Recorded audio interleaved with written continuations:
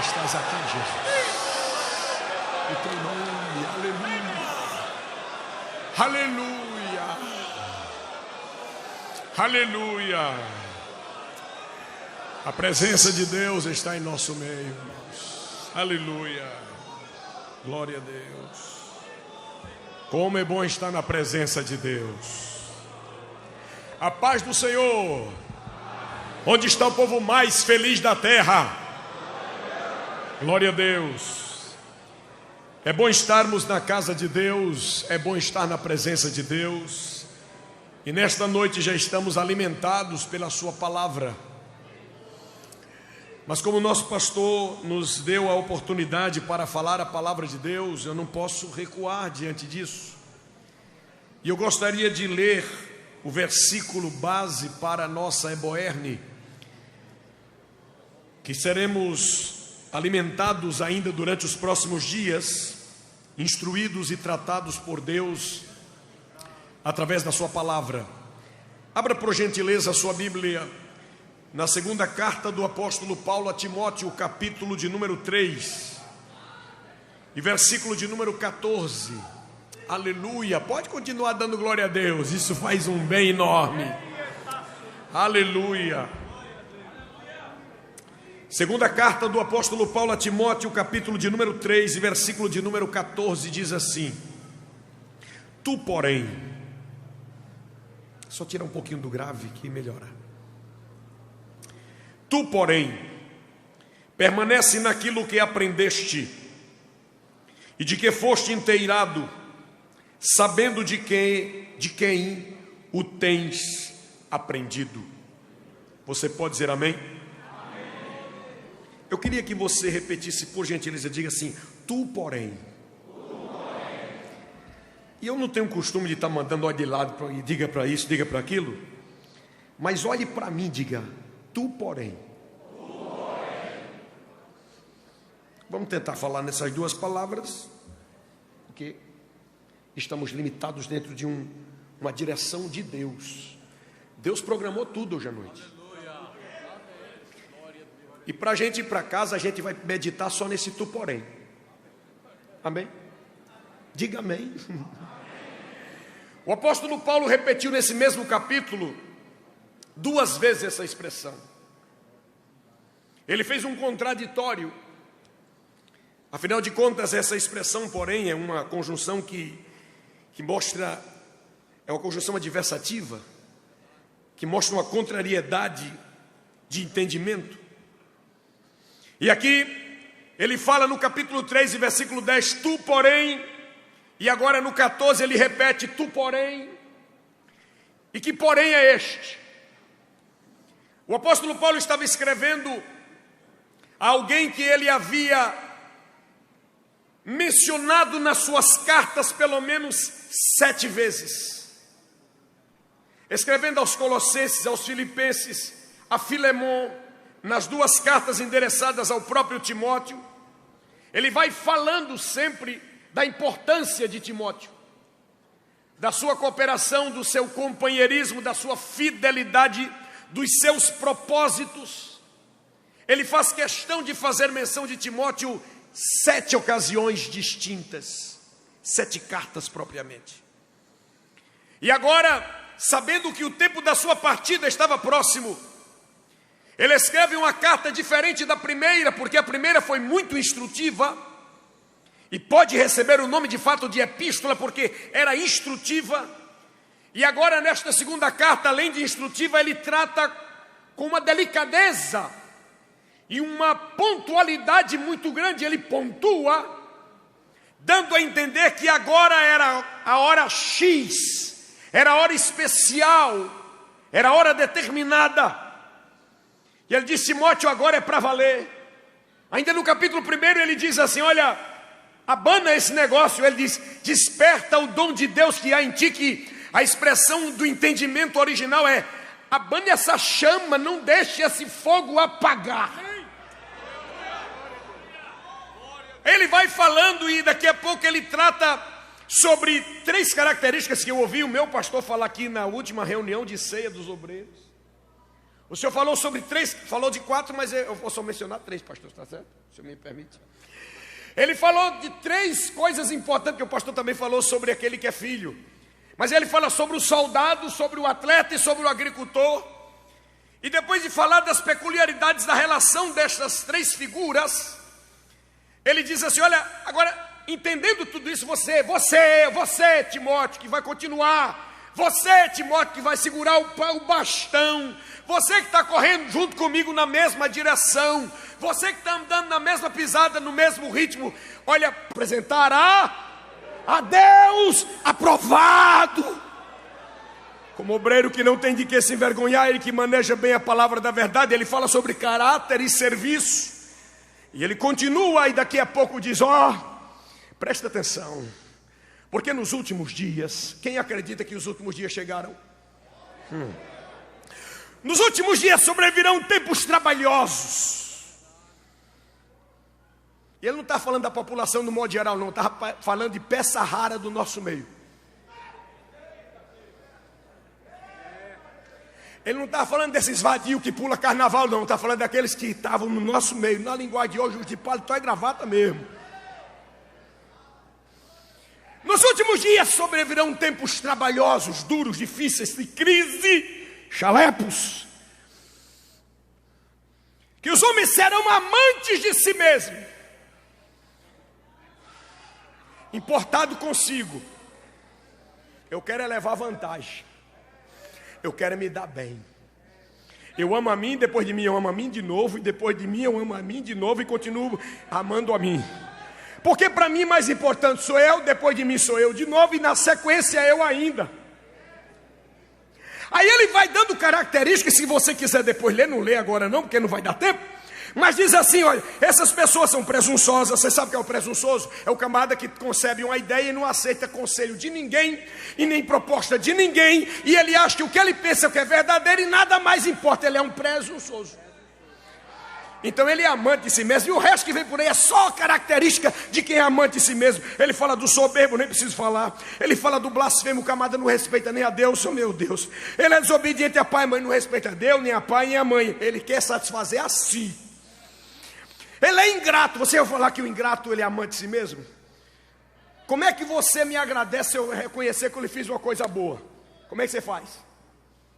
Muito? Diga assim, obrigado pelo menos. Quando eu lhe fizer algo que você reconhecer que foi importante, você vai dizer assim, obrigado. O que quer dizer? Eu reconheço que o que você fez é importante, eu estou te devendo essa. Mas o quem é amante de si mesmo não se importa com nada que ninguém faça. E o que quer que alguém faça não tem importância nenhuma. Por que você está falando isso, pastor? Aguarde. Aí ele vai dizendo assim, olha, o ingrato, ele é amante de si mesmo, profano. Quem não tem afeto natural, o irreconciliável, ele não tem acordo com ninguém. Caluniador, é uma palavra que vem do grego chamada diabolos. Se lembrou de alguém? É a função dele. Não se importa com o prejuízo do que ele diz do outro, que não prova. E o negócio é causar escândalo, o negócio é apontar, só se importa consigo, né? Ele vai falando e vai falando, depois diz, ô Timóteo, faz o seguinte, você se afaste dessa raça. Dá um exemplo lá do Antigo Testamento, de uns cidadãos que deram trabalho a Moisés. E o resumo da ópera é que Paulo diz, eles são réprobos da fé. E a palavra para réprobo, sabe qual é? É o contrário daquela de aprovado. Procura apresentar-te é o dóquimo, aprovado. Réprobo é adóquimo. Aquele que está reprovado, aquele que não é sincero, aquele que não é verdadeiro, aquele que está errado. E quando Paulo diz, eles são réprobos da fé, na sequência ele diz, você porém...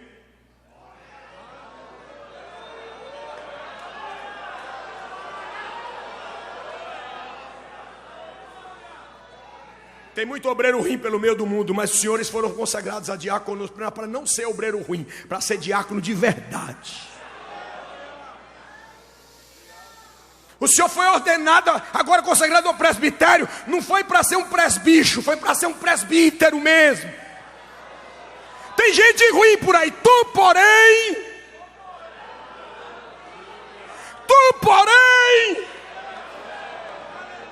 na primeira vez que o apóstolo diz tu porém tem seguido a minha doutrina, modo de viver, intenção, que são as motivações, fé, relacionamento e fidelidade, longanimidade. Ó, irmão, ele vai dando as características. Timóteo, eu estou agradecido a Deus porque você não é dessa raça. Tu porém,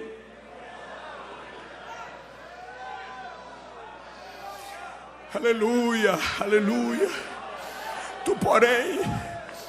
Aí ele vai falando da rindade de novo, de gente que não presta. Aí diz, tu porém de novo, tu porém permanece naquilo que aprendeste.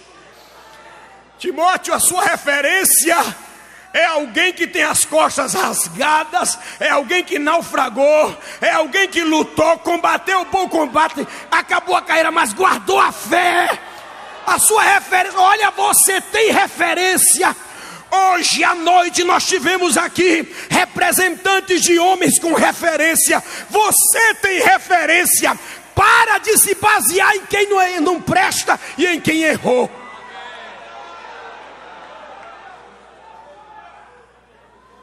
Irmãos, uma pessoa que é comprometida somente consigo é uma pessoa que está interessada em apenas alimentar-se. Ele não tem controle mais de nada, o negócio é se satisfazer. E eu quero trazer uma ilustração bíblica para já entregar o microfone. A Bíblia conta a história de dois irmãos gêmeos. Por pouco nasceu na frente, outro foi atrás, e quem foi atrás já foi agarrado pelo calcanhar.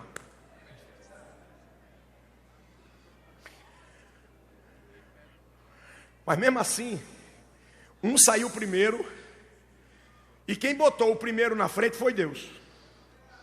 Porque primogenitura é coisa que só Deus dá. Existe muita coisa que o homem pode lhe dar, mas tem coisas que só Deus dá. Uma delas se chama primogenitura, e uma dentre tantas outras se chama ministério. Amém? Eles crescem. Um certo dia, o Esaú, primogênito, vem de um campo, no horário que sempre vinha, certamente, com a mesma fome de todos os dias, certamente. Vem do trabalho, vem com fome, vai chegando em casa. Antes de chegar em casa, ele olhou para a comida que Jacó, seu irmãozinho do agarrapé, estava lá. Ele disse, ei, compartilha. Parece as redes sociais, né? Eu gostei, compartilha. Aí ele diz assim, não, peraí, não é assim não. Você vai ter direito, isso aqui é completo se quiser. Agora você vai me dar o direito da sua primogenitura. E Esaú resolveu abrir mão daquilo que somente Deus dá, por aquilo que qualquer homem pode oferecer.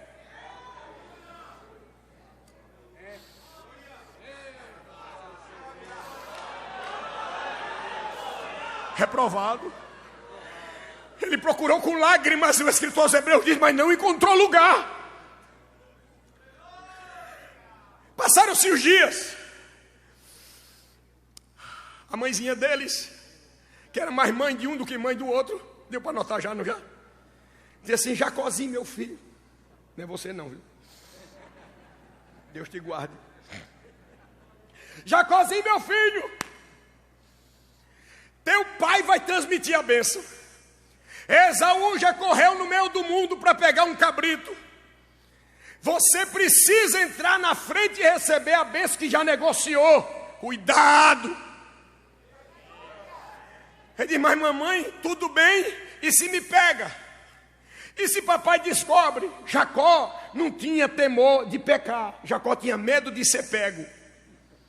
Jacó tinha medo de ser descoberto, ele não tinha medo de pecar, ainda não tinha tido experiência com Deus, igual um monte de pessoa que eu conheço, faz a coisa errada a vida inteira. O cuidado é não ser pego.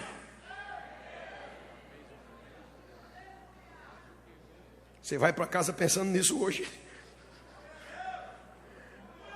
O negócio é papai não saber como é que faz. Não, tem um negócio de uma trama aqui. É pelo, é cheiro, esfrega a roupa. Vamos lá, vai dar certo.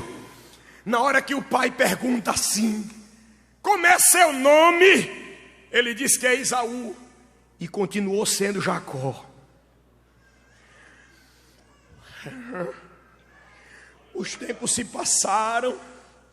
Ele teve experiência com Deus, porque Deus tem um negócio de uma chance. Deus tem um negócio de uma misericórdia. Deus tem um negócio de recuperação. Deus tem um negócio de restauração. E é por isso que muita gente está aqui hoje. É por isso que tem gente que hoje está sendo levada ao diaconato, ao presbitério, porque Deus tem misericórdia.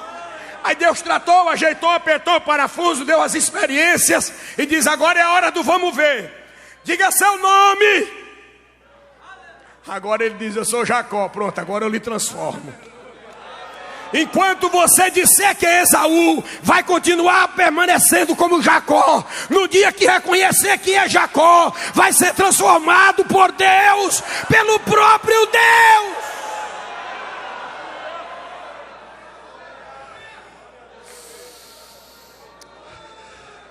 Tem muita gente reprovada.